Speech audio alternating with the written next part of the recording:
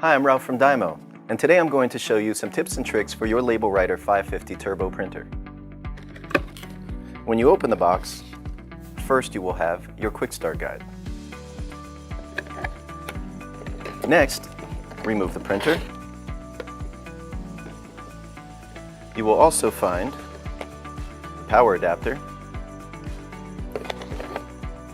your power cord, your USB cord, and your roll of starter labels. Take the power adapter and plug it into the back of the printer.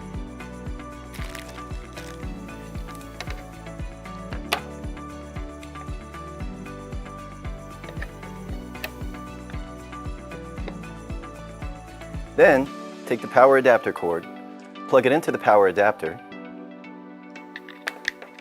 and into an outlet. Note that you must use the power adapter that comes with your printer. Different printers have different adapters.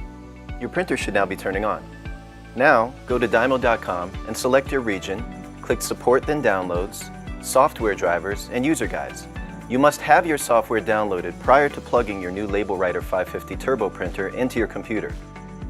Your LabelWriter 550 Turbo printer is now ready to print. We hope these basic tips and tricks help you to set up your LabelWriter 550 Turbo printer.